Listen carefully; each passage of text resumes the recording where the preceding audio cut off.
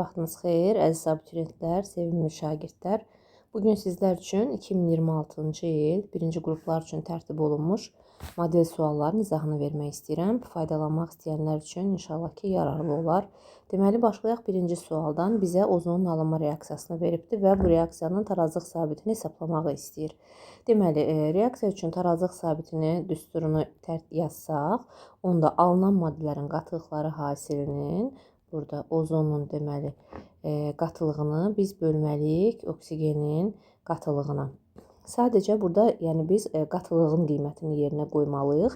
Amma bizim qabımız 1 litrlik qabda, reaksiyamız 1 litrlik qapalı qabda aparıldığı üçün biz molla işləyə bilərik. Çünki qatılığın düsturu necə idi? C bərabərdir, N bölünsün V. Deməli, ozon üçün qatılıq bizə, mol bizə verilibdir. Nə qədər? 0,4. İndi biz oksigen üçün tapmalıyıq. Oksigen üçün hesablamaq, deməli, sərf olunan mol miqdarını tapmaq istəyiriksə əgər, reaksiya üzərində hesablama aparmalıyıq. Baxırıq, deməli, 3 mol oksigendən 2 mol ozon alınıbsa, deməli, 4x, baxırıq, oksigenin mol miqdarı nə qədər götürülüb? 4x, bəs nə qədər qalıb? X. Deməli, 3x qədər oksigen sərf olunubdur. 3x qədər oksigendən də nə qədər ozon alınıb? 0,4 mol. Onda 6x bərabərdir 1,2. X bərabərdir neçə uşaqlar? 0,2.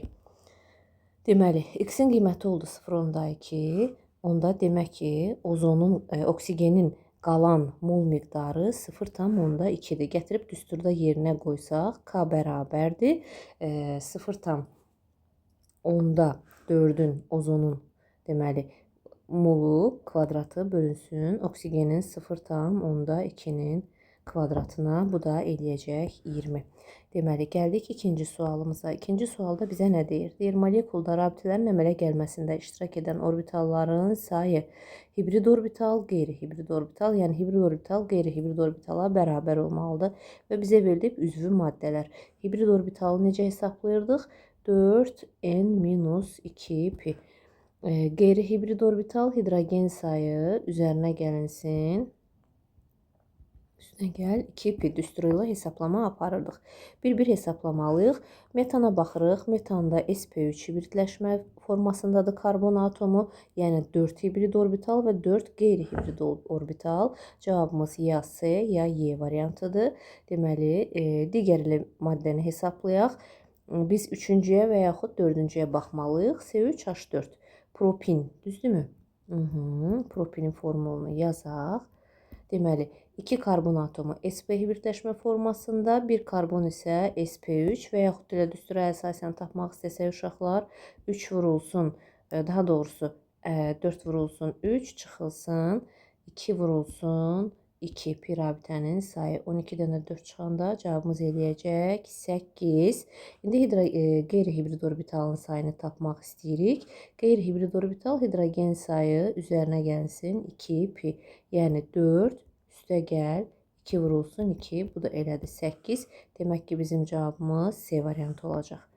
Gəlirik 3-cü suala. 3-cü sualda bizdən nə istəyir?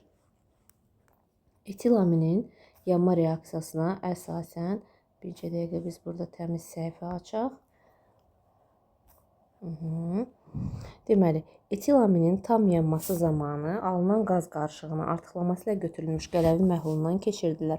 Biz etilaminin yanma reaksiyasının tənliyini yazmalıyıq. C2, H5, NH2. Üzərinə gəldik. Oksigen nə alınacaq? 2 mol karbon qazı. Üzərinə gəlinsin 3,5 mol su və 0,5 mol azot. İndi uşaqlar, buradan alınan maddələrin aqreqat halına baxsaq, karbon qazı qaz halındadır və azot qaz halındadır, düzdürmü? Bizə deyir ki, qaz qarışığının neçə mol miqdarı, neçə faiz azalar. İndi əlimizdə, yəni 1 molla təbii ki biz işləyirik. Əlimizdə 2,5 mol qaz qarışığı var, karbon qazı və azot. Bunun 2 molu karbon qazıdır, 0,5 molu azot qazıdır, düzdürmü? Biz bunu qələvi məhlulundan keçirdikdə, qələvi məhlulundan keçəndə, deməli, qələvi ilə reaksiya daxil olan təbii ki, turşu oksidi olan karbonqa karbondioksid olacaq. Yəni 2 mol qələvi məhlulundan keçiriləcək. Qələvi məhlulu isə artıqlaması iləndir. Deməli, bizə deyir ki, neçə faiz azalar. Yəni 2 mol qələvi məhlulunun reaksiya daxil olduğuna görə azalma da onun hesabına olacaq. 2,5-in neçə faizidir və cavabımız olacaq A variantı. Gəlirik 4-cü suala. 4-cü sualda bizdən nə istəyir? Deməli, hidroliz etməyən X duzunun suda doymuş məhlulunun qızdırılması zamanı şəkildə göstərildiyi kimi suyun müəyyən miqdarı buxarlanmış, bu zaman duz çökməmişdir. İndi birinci baxırıq, 25 dərəcədə götürülüb məhlul, sonra 80 dərəcəyə qədər qızdırılıb və bu zaman buxarlanan suyun miqdarı nə qədər oldu? 10 qram, düzdürmü? Daha sonra məhlul yenidən tədricən soyudulur və bu zaman bizim məhlulumuz olur 420. Və biz bilirik ki, deməli, məhlul soyudulanda, məhluldan maddə ayrıla bilər. Həll olmuş maddənin miqdarı dəyişilə bilər. Yəni, 80 dərəcəyə qədər qızdırdıqda buxarlanan sadəcə su olmuşdursa, demək ki, 25 dərəcəyə qədər soyudanda azalma duzun hesabınadır. Nə qədər azalma olub? 20 qram. Demək onda, bu duz üçün 10 qram suda 20 qram duz həll olub. Düzdürmü? Bizdən həll olma əmsalını istəyir. Həll olma əmsalı bəs 1000 qram suda nə qədər maddə həll olar və yaxud KH bərabərdir 10 bölünsün. Daha doğrusu tərsinə bircə dəqiqə. 20 bölünsün 10 vurulsun 1000. Bu da eləyəcək nə qədər? 2000 D variantı. Keçirik növbəti sualımıza. 5-ci sual. 5-ci sual bizdən nə istəyir? Bizə deyir ki, deməli, bizdən nə istəyir? Bizə deyir ki, metal NO3 N dəfə tam hidroliz və dissosiasiya, tam hidroliz mərhələsi X, dissosiasiya mərhələsi Y. Uşaqlar, biz baxırıq normal duzdur. Normal duzlar neçə mərhələdə dissosiasiya eləyir? Bir mərhələdə, düzdürmü? Başqa hansı duzlar bir mərhələdə dissosiasiya eləyirdi? Deməli, 2 qat duzlar, qarışıq duzlar, normal duzlar, bunlar bir mərhələdə dissosiasiya eləyirlər. Y-imiz oldu demək ki, 1. İndi X üstə gəl Y. Yəni, X üstə gəl 1 bərabərdir 4 deyirsə əgər bizə, demək ki, onda bizim X-imiz hidroliz mərhələsinin sayı 3-dür və biz bilirik ki, deməli, hidroliz zəif iyona görə gedən prosesdir. Onda bizim metalımızın valentliyi, oksidaşma dərəcəsi müsbət 3-dür, valentliyi də 3-dür. Onda N-imiz də olacaq 3. Keçirik növbəti sualımıza. Bizə deyir ki, maddə verilibdir. Maddənin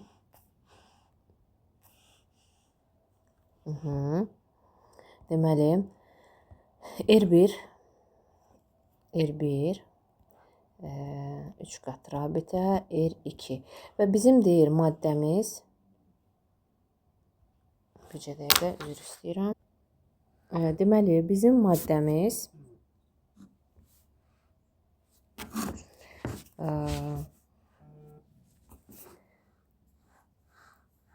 3 qat rabitəni biz burada görürük. Verib 2,2,5 trimetil heksin 3. Düzdürmü? İndi 2,2,5 trimetil heksin deyirsə bizim üçün, onda biz maddəmizi yazaq. Demək ki, bizim 3 qat rabitəmiz 3-cü karbona birləşibdir. Bu karbona 3-cü karbon desək əgər biz, onda yazaq. Heksin deyirsə 6 karbon atomu olmalıdır. Düzdürmü? Yazdıq. 3 qat rabitəmiz 3-cü karbonda olmalıdır. Bunu qeyd elədik. Sonra nə deyir? 2,2,5 və ikinci karbona 2 metil radikalı biz yazsaq və 5-ci karbona, deməli 4, 5, 5-ci karbona bir metil radikalı qeyd eləsək, onda biz uşaqlar maddəmizi artıq açıq formada yazmış olduq. Hidrogen atomlarında yanında deməli. Bir dəqiqə üzr istəyirəm. Burada diqqətsizlik elədik. Hidrogen atomlarında yazdıqdan sonra bizdən nə istəyir? Deyir ki, R1 və R2 radikallarının birləşməsindən alınan maddənin səmərəli üsulla adını müəyyən edin. R1 radikalı hansı hissə oldu? Baxın, bu hissə deməli R1 radikalına aiddir. Bu hissə isə R2 radikalına aiddir. Onda gəlin biz birləşməmizin formulunu yazaq. CH3, C, CH3, CH3, CH, CH3, CH3. Deməli, bu oldu bizim maddəmiz. İndi biz bunu səmərəli üsulla adlandırmaq istəyiriksə, nə deyirdik? Ən az hidrogen atomu, yəni belə deyək də, daha çox radikal birləşmiş karbon atomu səmərəli yolla adlandırmaq üçün metan deyə adlandırırıq. Kənardakı radikalları kiçikdən böyüyə doğru adını deyib, sonda metan deməli ifadəsini işlədirik. Onda olacaq trimetil, deməli izopropil, metan və bizim cavabımız olacaq trimetil izopropil metan C variantı. Sonra hansı maddənin polimerləşməsi zamanı sp3 və p orbitallarının örtülməsi hesabına rabitə yaranır? P orbital deyəndə bizim ağlımıza ilk halogen atomu gəlməlidir. Təbii ki, bir rabitə yaranmasına sərf olunan p orbitalı pi rabitədə biz görürük və sp3p qapanması deyirsə əgər uşaqlar, demək ki, burada halogenden söhbət gedir. Onda halogen harda var? Xlorpren və vinil xlorid molekullarında. Biz xlorprenin, deməli, xlorpren polimerinin formulunu yazsaq, xlorpren, biz baxırıq ki, burada karbon atomu, halogen birləşmiş karbon atomu sp2 hibrit halındadır. Demək ki, xlorpren deyil. Cavabımız olacaq vinil xlorid. Onda formulumuz baxaq vinil xloridə, deməli, vinil xlorid, bəli, karbon atomu sp3 hibritləşmə formasındadır və xlor p orbitalı cavabımız B variantı olacaq. Gəlirik, deməli, 3-cü sual idi. 8-ci sual. 8-ci sual nə deyir bizə? Deyir, dövrü cədvəlin 3-cü dövründə yerləşən X atomunda 3-cü dövrdə yerləşirsə uşaqlar, demək ki, bizdə 3s və 3p orbitalından söhbət gedəcək. Deyir, X atomunda normal halda p elektronlar ümumi elektronların 60%-ni təşkil edir. P-də əgər 3p-də elektron varsa, 3s-də elektronumuz var, 2p-də 6 elektronumuz, 2s-də 2 elektronumuz və 1s-də 2 elektronumuz var, düzdürmü? Bizim p elektronlarımız 2p-də və 3p-də olan elektronlar, p elektronları ümumi elektronların 60%-ni təşkil edir. Yaxşı, bəs s nə qədərdir? 2, 2, 2. 6 dənə də s elektronu 40% təşkil edir, düzdürmü? P elektronlarını biz hesablasaq, p elektronlarının sayı oldu 9, düzdürmü? Onda 6'sı burada olduğuna görə 3p'də də bizim 3 elektronumuz var. Formulumuz 3s2, 3p3, düzdürmü? Və biz bilirik ki, 3-cü energetik təbəqədə 3d orbitalı da var. İndi bunun həyəcanlanma nə deyir bizə? Deyir, maksimum həyəcanlanmış vəziyyətdə X-in p orbitallarında olan elektronların sayı 3s2, 3p3-ün biz maksimum həyəcanlanmış vəziyyətini yazsaq, olacaq 3s1, 3p3, 3d1, düzdürmü? Və əvvəlki energetik təbəqədə 2p6, 2s2 və bir dəqiqə səliqəli qeyd eləyək. Deməli, 1s2, 2s2, 2p6 həyəcanlanmış vəziyyətdə 3s1, 3p3, 3d1, düzdürmü? Bu oldu, həmin bax bu elementin 3s2, 3p3 elektron formuluna malik elementin maksimum həyəcanlanmış halı. İndi bizdən nə soruşur?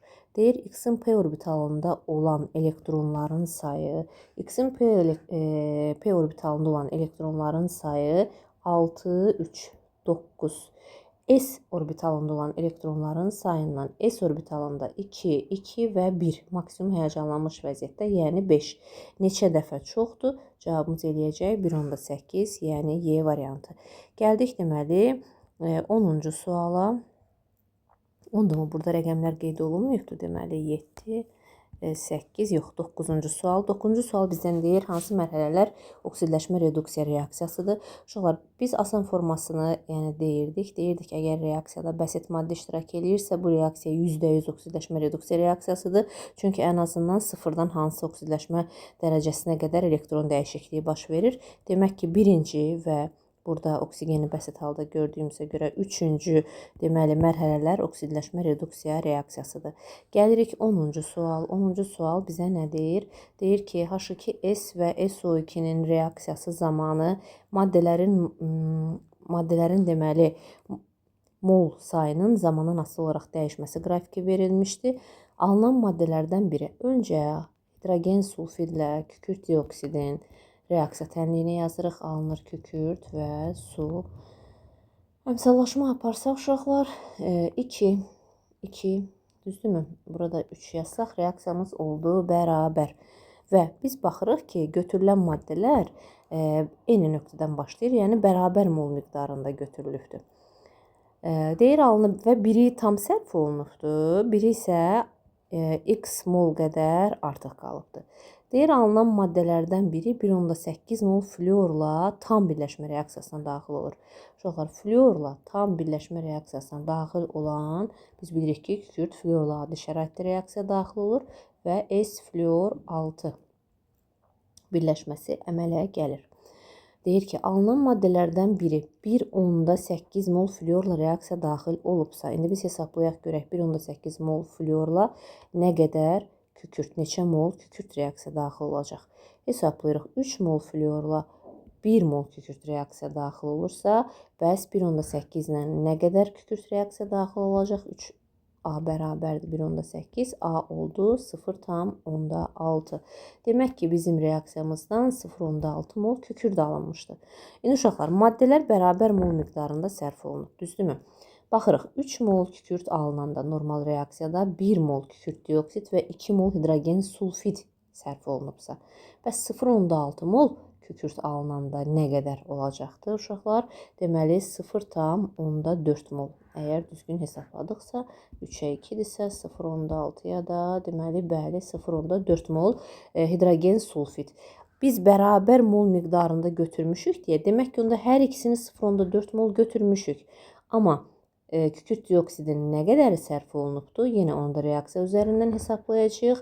3 mol deməli kükürt alınanda 1 mol kükürt dioksid sərf olunurdusa, bəs 0,6-ya nə qədər sərf olunacaq?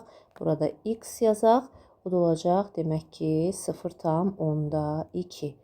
Demək ki, bu reaksiyada 0,2 mol kükürt dioksid sərf olunur. Və yaxud 0,4 çıxılsın, x yazıb, buradan x-i birbaşa tapa bilərik. 0,4-dən 0,2-ni də çıxanda demək ki, bizim x-imiz olacaq 0,2. Başlanğıçda 0,4 mol götürmüşdük, 0,2-si sərf olunub və x də 0,2 mol artıq qalıb. SO2 qazından 0,2 mol artıq qalıb. Gəlirik 11-ci suala. Bizdən nə istəyir? Deməli, uyğunluğu müəyyən edin. Qaz halındadır, propilen və divinil. Bilirik ki, deməli, karbohidrogenlər karbon 4-ə qədər qaz halındadır. Onda qaz halındadır, gəldi ikinci ifadəyə. Polimerləşmə məhsulunda pir abitəsi var. Təbii ki, bu divinilə aiddir. Molekulunda 6 hidrogen atomu var. Bu hər ikisinə aid olacaqdır. Hər ikisinə, çünki propilen C3H6, divinil də C4H6. Hər ikisi molekulunda 6 hidrogen atomu var və molekulunda 1 metil qrupu var uşaqlar. Necə yazacağıq? CH2, CH, CH3. Deməli, propilenə aid, propilenin öz formulunu, polimerləşmə məhsulunu demirik bizə. CH2, CH, CH3. Bəli, 1 metil qrupu var. Bu da gələcək propilenə. Deməli, 4, 1, 3, 2. Baxırıq hansı variant olur? 4, 1, 3, 2 B variantı olacaq. 11-ci sualımızın cavabı. Gəldik 12-ci sualımıza. 12-ci sual bizə nə deyir? 12-ci sualda reaksiyanı baxın H4P2O7 düzdürmü? Yazıb bizə 2. İndi x-imizin müəyyən bir formulu var. Bir də plus H2O. 4 hidrogen, burada isə 2 hidrogen düzdürmü? Əmsalımız 2 olduğuna görə x maddəsinin qarşısında demək ki, x-in tərkibində 1 hidrogen atomu var. Sonra nə deyir bizə? Fosfor 2. Baxırıq, 2 fosfor çatışmazlığı var və burada 2, əmsalımız 2 olduğuna görə hidrogenin yanına bir fosfor yazırıq. Oldu 2 fosfor və oksigen 7. Oksigen 7, oksigenin demək ki, bir oksigen atomu suyun tərkibində. Əmsal da 2-dir, onda 2 vurulsun, deməli uşaqlar x üstə gəl 1 bərabərdir 7. X-imiz oldu neçə? 3 və burada 3 oksigen atomu var. Bizim turşumuz metafosfat turşusudur, HPO3. Nə deyir? Nə dəyişmir? Fosforun valentliyi dəyişməyəcək, fosforun oksidləşmə dərəcəsi dəyişməyəcək. Təbii ki, siqma rabitələrin sayı dəyişir, oksigen atomunun sayı dəyişir. Cavabımız oldu 1. 1-2 A variantı. Gəldik 13-cü suala. Sikloalkan molekulu polyar kovalent rabitələrin sayı 14-dür. Sikloalkanlar CnH2n biz bilirik ki, polyar kovalent rabitələrin sayı 2n-dir. Yəni karbona birləşmiş hidrogen atomlarının sayı 2n bərabərdir 14. Deməli n oldu 7. Metil qruplarının maksimum sayı. Uşaqlar, maksimum say dediyinə görə biz onda burada nə edəcəyik? Minimum sikli, yəni siklik quruluşlu sikloalkanı yazacağıq, yəni siklopropanı. Aha. Künclərdə karbonu yazsaq və bizim 7 karbonumuz var. 1 metil, 2 metil, sonra yenə metil, metil. Oldu neçə metil qrupu? 4 metil qrupu. Gəldik turş 14-cü suala. 14-cü sual bizdən nə istəyir? Deyir ki, turşular verib. Turşuların qüvvətliliyini A böyükdür, B böyükdür, C olaraq veribdir. Bizə deyir ki, X, Y, Z halogenlərini atom radiuslarının artması sırasıyla düzün və biz bilirik ki, fluorun oksigenli turşusu yoxdur. A böyükdür, B böyükdür, C olduğuna görə X-imiz xlor, Y-imiz brom, deməli Z-imiz isə yod olsun. Bizə deyir halogenlərin radiuslarının artma sırasıyla düzün deyirsə A böyükdür, B böyükdür, C. Təbii ki, yuxarıdan aşağı düşdükcə neyinirdi? Atom radiusu artırdı. Olacaq onda X, Y, Z, yəni B variantı. Sonra gəlirik növbəti 15-ci sual. Hansı maddənin molekulunda 4 hidrogen atomu var? Metanın 556 dərəcədə parçalanmasından alınır. Etilen C2H4. C2H4 yəni demək maddəmizin biri olacaq Y. C2H4 üzərinə gəl xlor 2 uşaqlar. CH2, CH2 üzərinə gəl xlor 2. Bu birləşmə reaksiyasıdır. C2H4 xlor 2. T maddəsində də onda 4 hidrogen var və bizim cavabımız çıxdı Y və T, D variantı. Gəlirik 16-cı sual. Doymuş bir atomlu spirtdir. Nisbi molekul kütləsi 60-dır. Gəlin öncə spirtlərin ümumi formulunu yadımıza salaq. CnH2n plus 1 doymuş bir atomlu spirt dediyinə görə bir hidroksil qrupu var.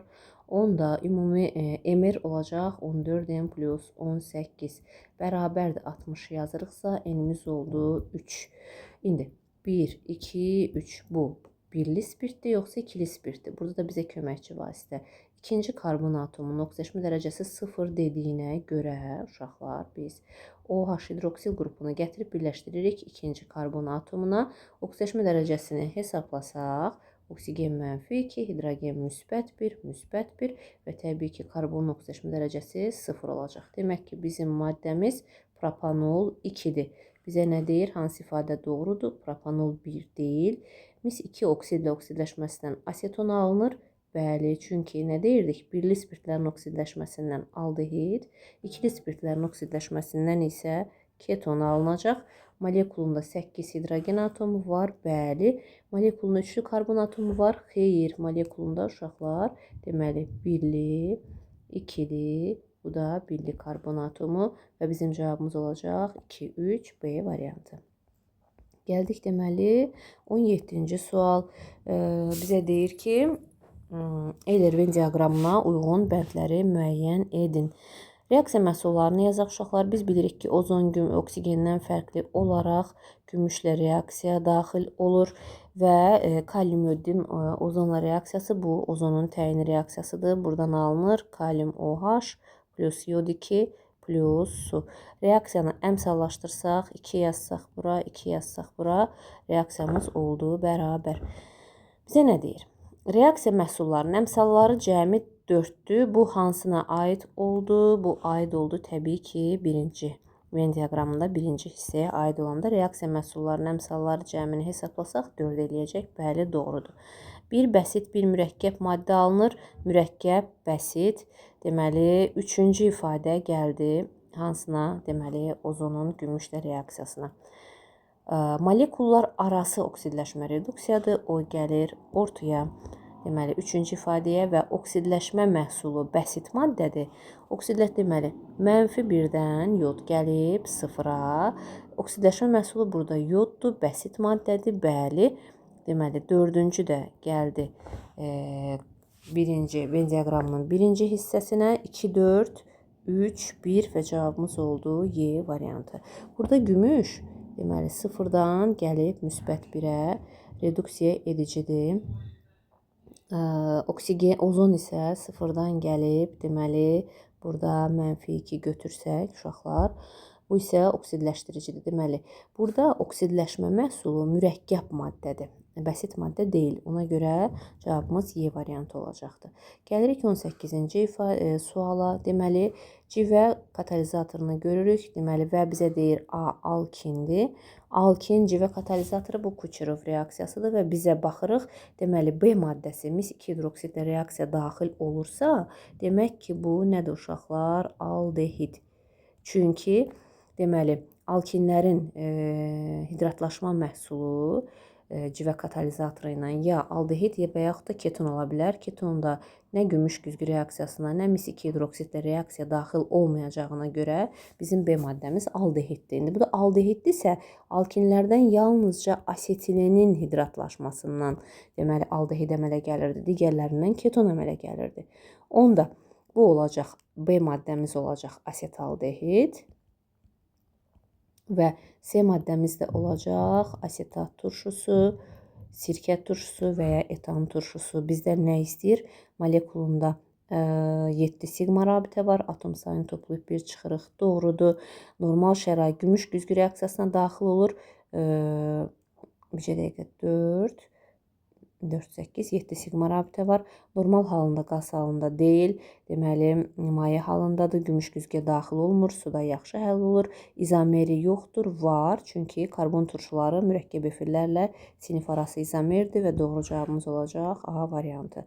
19-cu suala baxırıq uşaqlar. 19-cu sualda bizdən nə istəyir? Gəlin baxaq. Bir dəqiqə üzr istəyirəm. Deməli, bircə dəqiqə. Çox üzr istəyirəm.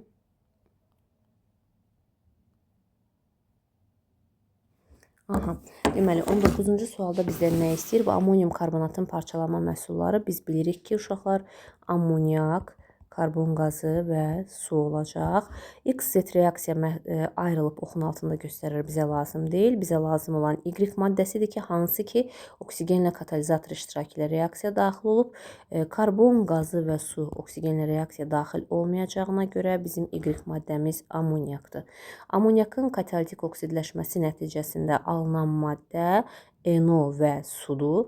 Deməli, azot monoksid və sudur. Deməli, T maddəmiz də azot monooksiddir. İndi biz baxırıq. Deməli, bizə nə istəyir? X, Y və Z maddələrini. Y-imiz amoniak olduğuna görə bizim cavabımız ya B-dir, ya da Y-dir uşaqlar. Düzdürmü?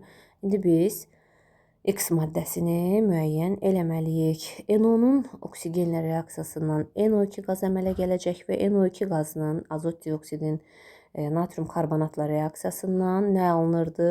NO2 üzərinə gəlin natrium karbonat. Nə alınırdı? Natrium nitrat, natrium nitrit və su. Düzdürmü? Bizdən də nə istəyir? Yəni duzları vermədiyinə görə demək ki, bizim X maddəmiz nəymiş? Suymuş. Bizim cavabımız olacaq onda B variantı.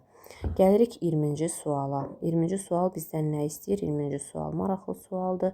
Bizə veribdir. Deməli, X və Y sfalerit və piritin tərkibində olan metallardır. Baxırıq. Deməli, N2 böyükdür, N1 sfalerit uşaqlar, sink S, pirit də ferium S2, düzdürmü? Və metallar X, Y metallardır, kütləsini bərabər götürmüşük. Sinkin kütləsi 65, dəmirin kütləsi ayrı 56, belə deyək. İndi reaksiyalarımızı yazaq. Ferium üstəgəl kükürt alınır, ferium S2 belə yazsaq. Sink üstəgəl kükürt alınır, sink S. Deməli, təbii ki, bərabər kütlədə götürəndə deyirdik ki, hansının ayrı kiçikdirsə, ona daha çox mol miqdarında digər maddədən lazımdır. Onda bizim N2 böyükdür, N1 dediyinə görə, demək ki, dəmirdən daha çox dəmirin mol miqdarı daha çox olubdur. Bizim Y maddəmiz olacaq dəmir, X metalımız da olacaq sink. Bir-bir reaksiyalara baxırıq, hansı reaksiyalar doğrudur. Sinkin oksigenlə yanmasından X3O4 xeyr, doğru deyil. Y üstəgəl su, bəli. Ferium üstəgəl su alınır, ferium 3O4 ikinci reaksiya doğrudur. Sink götürsək, sink üstəgəl xlor 2, sink xlor 2 alınır. Bu doğru ifadədir, bəli. Və üçüncü reaksiyaya baxırıq uşaqlar. Deməli, 3-də bizdən nə istəyir? Deyir, Y metalı X metalını çıxara bilər. Biz Y-i dəmir, X-i də sink götürdüyümüzə görə metalların aktivlik sırasında dəmir sinkdən sonra yerləşdiyinə görə dəmir sinki çıxara bilməz. Doğru cavabımız olacaq 2-3 B variantı. Gəlirik 21-ci suala. Deməli, 21-ci sual bizdən nə istəyir? Uşaqlar, biz bilirik ki, deməli, kalsium, hidroksid və ortofosfat turşusu 3 növ duz əmələ gətirə bilər. Hansı duzlar əmələ gətirə bilər? Əmələ gətirə bilər normal duz, kalsium 3, PO4, 2. Əmələ gətirə bilər hidroduz, kalsium hidroortofosfat və kalsium dihidroortofosfat. Düzdürmü? İndi biz burada nəyə əsasən tapacağıq? Gəlin duzun 1 moluna gərək görək. 1 mol əmələ gələn zaman nə qədər su ayrılar? Təbii ki, reaksiya tənliklərini yazsaq, oradan ayrılan suyun miqdarını rahat görə bilərik. Amma reaksiya tənliyini yazmadan da təxmin eləmək olar. Deməli, 0,5-ə 1,5 mol su ayrılırsa, bəs 1 mol duz əmələ gələndə biz 1 molda olan atomların sayını hesablayacağıq. 6 mol su əmələ gələcək, düzdürmü? Onda reaksiya tənliyimizi yazsaq, gəlin yazaq, baxaq görək. İlk elə normal duzdan təxmin edirik ki, bu normal duzdur. Kalsium 3 PO4, kalsium hidroksid, üzərinə gəlinsin deməli H3PO4, ortofosfat turşusu.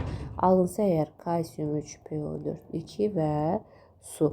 Əmsallaşdırsaq, 3 buraya yazsaq, 2 ortofosfat turşusunun qarşısına və suyun qarşısına 6 düşəcək. Demək ki, bizim duzumuz kalsium 3, PO4, 2. Atom sayını hesablasaq, 3 üzərinə gəlinsin. Deməli, 5 vur 2, 10, 13 və olacaq cavabımız 13 Na. Gəldik alüminium karbidin və kalsium karbidin su ilə reaksiyasına. Gəlin baxaq. Deməli, reaksiya tənliklərimizi yazmalıyıq uşaqlar. Yazaq. Alüminium deməli karbid, üzərinə gəldik su. Alınır buradan nə? Deməli metan və alüminium hidroksid. Əmsallaşdırsaq uşaqlar 3, 4, suyun qarşısına yazırıq 12. Deməli 1 mol alüminium karbidə 12 mol su sərf olunubdur. Sonra kalsium karbidin reaksiya tənliyini yazırıq. Buradan da nə alınacaq? Asetilin qazı. Üzərinə gəlirik. Bir də kalsium hidroksid.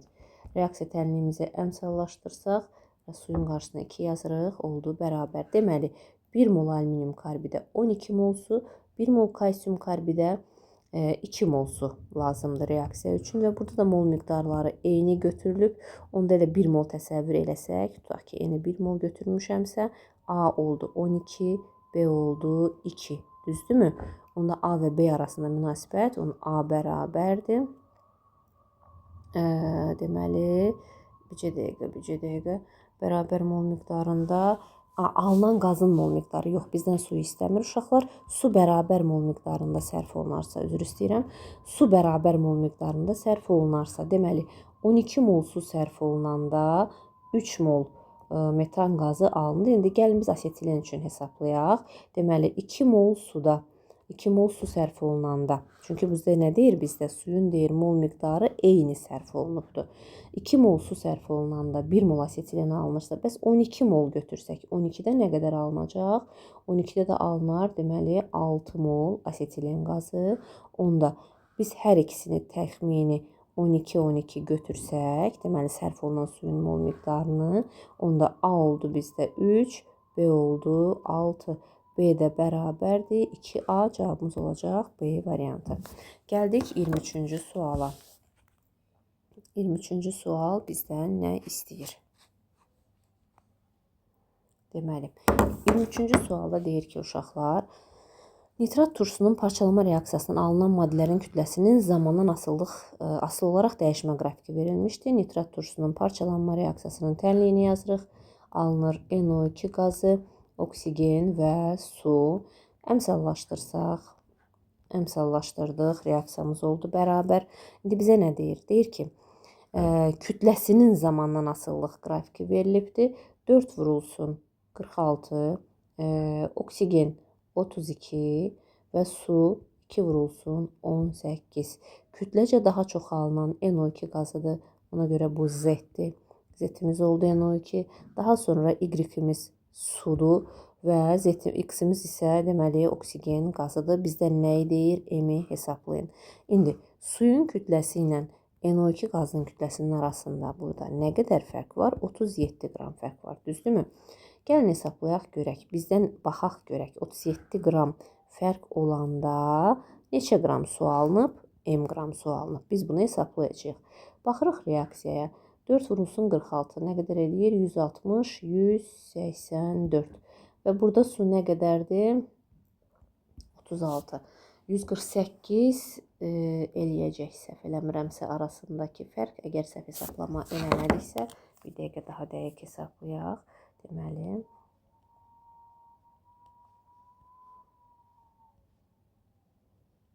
bəli 148 qram fərq olanda nə qədər su reaksiyadan alınmışdı? 36 qram. 148 qram fərq olanda, yəni bax bu NO2 ilə suyun kütlələri arasında nə qədər su alınıb reaksiyadan? 36 qram. Bəs 37 qram fərq olanda nə qədər? M qram. M-imiz burada olacaq 9. 23-cü sualımızın cavabı 9. Gəlirik 24-cü suala uşaqlar. 24-cü sual görək bizdən nə istəyir.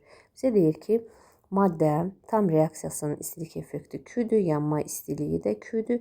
Təbii ki, burada biri olacaq kükürt. Kükürt üstə gəl oksigen alınır SO2. Cavabımızın biri oldu 3. Metanın yanma tənliyini yazsaq, alınacaq karbon qazı plus su 2 mol və biri oldu metan. Çünki reaksiyanın istilik effekti, yəni Q-nün yanma istiliyinə, yanan maddənin istiliyinə bərabər olması üçün əmsal yanan maddənin əmsalı 1 mol olmalıdır. Digər maddəmiz oldu 2, 2, 3. Yəni təbii ki, bunu yazıb yoxlayacağıq biz və gəlirik dördüncüyə. S2H4 üzərinə gəlsin oksigen. Nə alınacaq uşaqlar? Karbon qazı plus su. Əmsallaşdırsaq 2, 2, oksigenin qarşısına düşəcək 3. Demək ki, reaksiyanın istilik effekti əgər Q olarsa, yanan maddənin də yanma istiliyi yanan maddəmiz 1 mol olduğuna görə elə Q-yə bərabər olacaq və digər variantımız da olacaq 4. Hər ehtimala gəlin biri də yazaq, yoxlayaq. S2H2 üstə gəl O2 nə alınır? Karbon qazı, bir də su. Düzdürmü? Baxın, oksigen təkdir burada 1, onda biz bura 2 yazsaq, 4 yazsaq, 2 yazsaq, oksigenin qarşısına düşəcək əmsal 5. İndi reaksiyanın istilik effekti əgər Q olarsa, yanan maddə asetilindir. Asetilinin yanma istiliyi onda olacaq Q bölünsün 2. Çünki yanma istiliyi nə idi? 1 mol maddə yanan zaman ayrılan istilik. Cavabımız oldu 2, 3 və 4. Gəldik 25-ci suala. 25-ci sual bizdən nə soruşur? Deyir X3 və X2, Y3. Burada X-in kütlə payı A-dır. Kütlə payını hesablamaq istəyirəmsə, deməli X bölünsün, X-in kütləsi bölünsün, X üstə gəl 48 bərabərdir uşaqlar. Deməli, bu maddə üçün hesablayıram. 2X bölünsün, 2X plus, deməli, 3Y. Düzdürmü? Buradan hesablasaq, hər iki tərəfi məsələn bərabər hala gətirmək istəyiriksə ki, biz X-ləri ixtisar eləyək. Onda 2-yə vuraq, 2X plus 96 belə yazsaq, getdi. Nə qaldı əlimizdə? Burada X-lər də getsə uşaqlar, 3Y bərabərdir 96. Y-imiz oldu neçə? 32 və bizim Y-in nisbi atom kütləsi istəyir. Y-in nisbi atom kütləsi oldu 32. Gəlirik 26-cı suala. 26-cı sual bizdən nə soruşur? Maqnezium karbonat veribdir. Maqnezium karbonatın parçalanma 2 dəqiqə biz tündləşdirək biraz qələmimizi. Maqnezium karbonatın parçalanma reaksiyasının tənliyini yazırıq. Deməli, nə alınacaq? Maqnezium oksid və karbon qazı. Azalma karbon qazının hesabına da bilirik ki, 84 qram maqnezium karbonat parçalanan zaman 44 qram qaz ayrılırsa, bəs 21 M parçalananda nə qədər alınacaq? Deməli, buradan alınacaq, ixtisar getsə, 11 M karbon qazı. İndi bərk maddədir, bərk maddədir. Parçalanandan sonra M qram maqnezium oksid qalıb. Bəs burada nə qalıb? 21 M götürmüşdük, 11 M qaz ayrıldı, bərk maddənin kütləsi azaldı. Demək ki, 10 M də burada qalıb maqnezium oksid. Əvvəl 22 M idi. Sonda nə qaldı? 10 M maqnezium oksid reaksiyadan və maqnezium oksid M qram əvvəldən götürülmüş, cəmi 11 M, düzdürmü? Deyir, ümumi kütlə neçə dəfə azalar? Olacaq cavabımız 2 dəfə. Niyə? 11 M bölünsün 22 M, o da olacaq 2. Cavabımız oldu 2. Gəldik 27-ci suala. 27-ci sual bizdən nə istəyir? Uşaqlar, baxırıq. 27-ci sualda qlükozanın qıcqırma məhsulları, qıcqırma reaksiyasının məhsulları bilirdik ki, 3 fərqli növ üzv maddə əmələ gəlir. Birinci, deməli, əgər 3 müxtəlif maddə əmələ gəlibsə, deməli, bir, burada karbon qazı, butan yağ turşusu, yəni CH3, CH2, CH2, COOH, karbon qazı və hidrogen. 2 mol karbon qazı və hidrogen. Onda bax, əmsal burada 2 olduğuna görə bizim Y-imiz olacaq. Hardan yazaq? Buradan yazaq. Y-imiz olacaq karbon qazı. X-imiz olacaq, deməli, C3, H7, COOH. Sonra gəlirik qlükozanı, bax, bu Y tapmaq istəyiriksə, bizim Y-i biz karbon qazı tapdığımıza görə 2 fərqli maddə alınıbsa, demək ki, Z maddəmiz də etil spirtidir, C2H5OH, Z-imiz oldu C2H5OH. X maddəmizi tapdıq, yağ turşusu, butan turşusu. Onda T maddəmiz də olacaq süd turşusu. Süd turşusunda formulunu yazsaq, CH3, CHOH, COOH. Gəlin bir-bir uyğunlaşdırmamızı aparaq. Bizdən nə istəyir? Molekulunda 2 oksigen atomu var. Hansına gedə bilər? Deməli, 2 oksigen atomu bizdən X, Y və T-ni istəyir. T oldu bizdə süd turşusu. Z-imizi də nə tapdıq biz? Deməli, Z maddəmiz də etil spirtidir. Buradan da yazaq. Z maddəmiz də C2H5OH. Y bizə lazım deyil. Ona görə Y-i buradan silək. Y-i sildik. Deməli. Molekulunda 2 oksigen atomu var. A gəldi X-ə. Sadə sinif efirlər ilə sinif arası izomerdir uşaqlar. Spirtlər bilirik ki, spiratomlu spirtlər sadə efirlərlə sinif arası izomerdir. B gəldi Z maddəsinə. Molekulunda 2 funksional qrupu var. Bu süd turşusuna aid ifadədir. C gəldi T maddəsinə. Normal şəraitdə qaz halındadır. Bu maddələrin heç biri qaz halında deyil. Bu karbon qazına aid ifadədir. Molekulu xətti quruluşudur. Bu da karbon qazına aid ifadə idi. Heç birinə uyğun getməyəcək. Cavabımız oldu X, A, Z, B, T isə deməli C. Və gəldik ətraflı bizə təqdim olmuş ətraflı yazı suallarına. Bizə nə deyir? 1,2 dixlor alkan 40 qram kalium hidroksidlə reaksiya girib və propin əmələ gəlib. Demək ki, bu kalium hidroksidin spirtdə məhluludur uşaqlar. Reaksiya tənliyimizi yazmalıyıq. Bizə nə deyir? X maddəsinin beynəlxalq nomenklatura ilə adını və neçə qram kalium OH-ın sərf olunduğunu, kalium OH-ın tam sərf olunduğunu hesablayaraq, nəzərə alaraq Y-i hesablayın. Reaksiyamızı yazaq. 1,2 dixloralkandan propin əmələ gəlibsə, propin uşaqlar, baxın, bu maddə. Düzdürmü? Bu bizim propinimiz. Demək ki, bizim alkanımızda da neçə karbon var? 3 karbon atomu var. Gəlin, onda reaksiyamızı yazaq. 1,2 dixlor yazdıq. CH3, CH, CH2. Üzərinə gəlirik kalium OH-ın spirtdə məhlulu. Alındı buradan propin. plus kalium xlorid plus deməli su. Əmsallaşdırsaq 2, 2.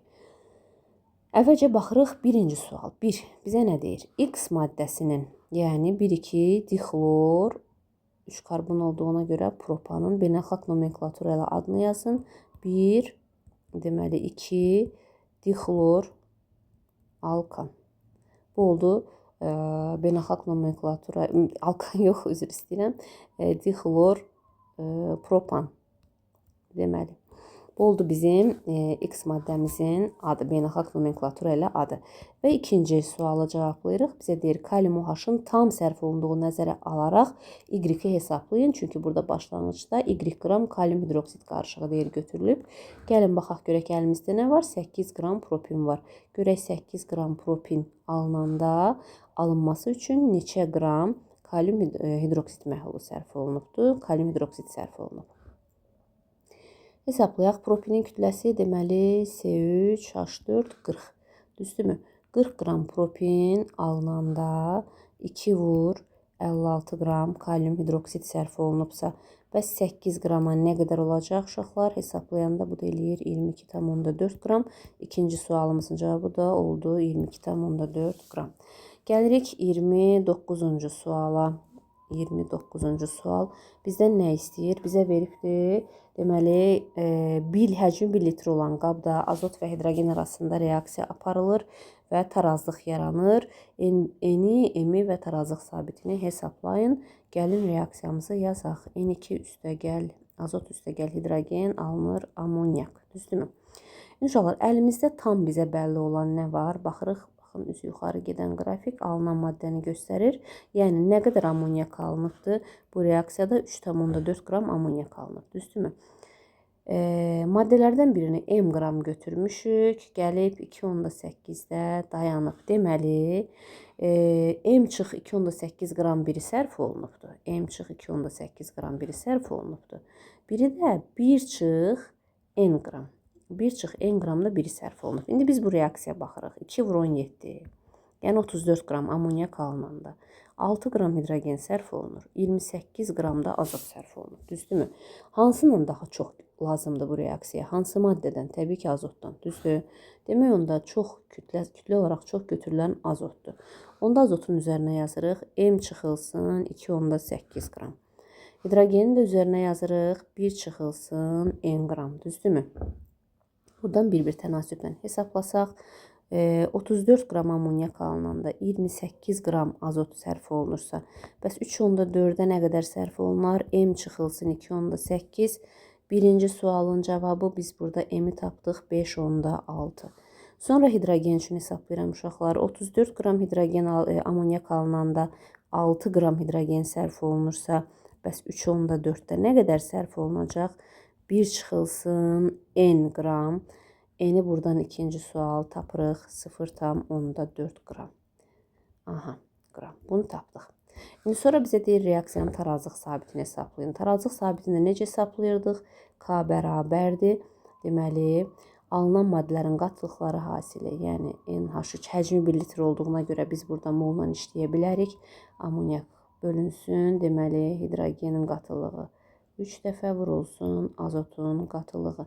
İndi biz bura yerinə mol qoymalıyıq. Ona görə bir-bir mola çevirəcəyik aldığımız rəqəmləri uşaqlar. Deməli, aldığımız rəqəmləri mola çevirsək, gəlin bir-bir hesablayaq. 5,6 qram azot neçə mol eləyəcək? 5,6-nı bölək 28-ə eləyəcək 0,2 mol. Hidrogeni hesablasaq 0,4-ü bölək 2-yə hidrogen eləyəcək, o da 0,2 mol və amonyak 3,4 qram, o da 0,2 mol. Deməli, nə tapdıq? Gəlin buradan səliqəli yazaq.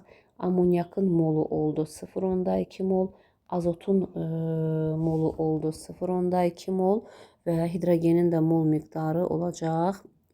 Bir dəqiqə. Hidrogeni neçə tapdıq uşaqlar biz?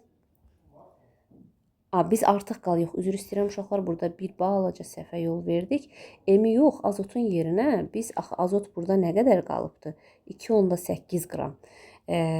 Qalan miqdarı ilə işləyirik. Azot 2,8 qram qalıb.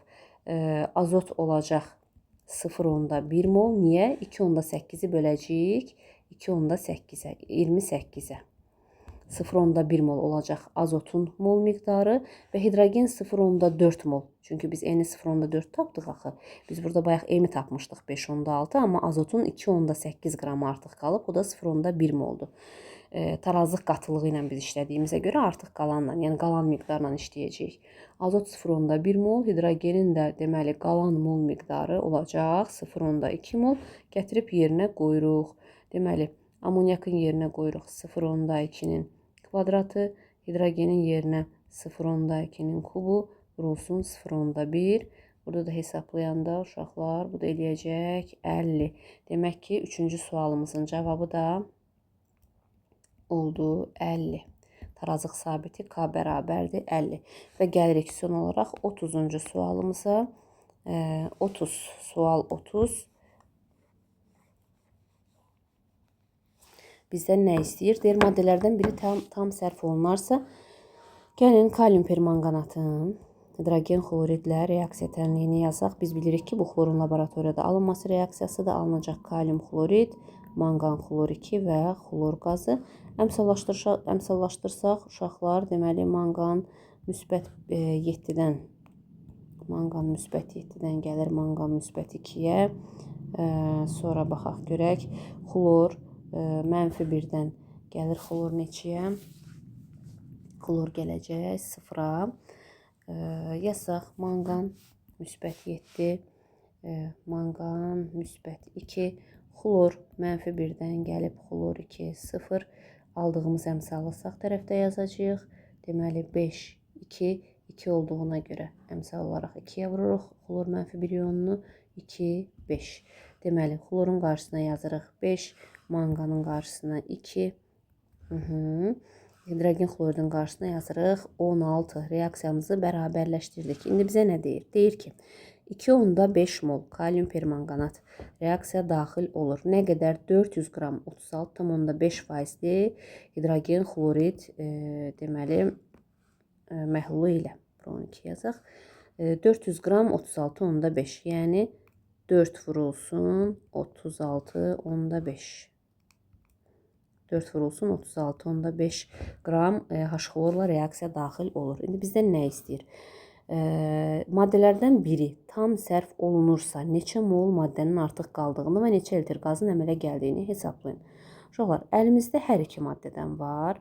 Baxın, 2,5 mol kalium permanganat var və burada hesabladığımıza görə 4 molda hidrogen xlorid var, düzdürmü? Hansına görə hesablayacağıq? O reaksiya hansı maddədən çox tələb olunursa, yəni 12 mol hidrogen xlorid. 12 mol hidrogen xloridə 2 mol kalium permanganat lazımdırsa, 12-yə 2 lazımdırsa, bəs 4 mola nə qədər lazımdır? Biz burada tapırıq ki, 0,5 mol kalium permanganat lazımdır. Amma biz nə qədər götürmüşdük? 2,5 mol. 2,5 çıx 0,5, 2 mol kalium permanganat artıq qalır. Birinci sualımızın cavabı oldu 2. Neçə mol maddənin artıq qaldığını və neçə litr qaz alındığını indi yenə də gəlin hesablayaq. Deməli 12 mol hidrogen xlorid sərf olunanda 5 vur litrlə soruşduğuna görə 22,4 litr qaz əmələ gəlirdisə, bəs 4-dən nə qədər əmələ gələcək? Burada y verək, hesablayırıq 12-yə. Deməli 5 vurulsun 22,4 sərf olunurdusa, bəs 4 mola nə qədər qaz ayrılar? Buradan da hesablasaq, uşaqlar, deməli 3, düz hesabladıqmı? Əgər səhv eləmirəmsə düz hesabladıq. O da eləyəcək 28, əgər səhv hesablamadıqsa. 28 litr qaz ayrılacaq. Vəssalam, bu qədər. Ümid edirəm ki, dinləmək istəyənlərə bir faydam dəyər. Təşəkkür edirəm, minnətdaram.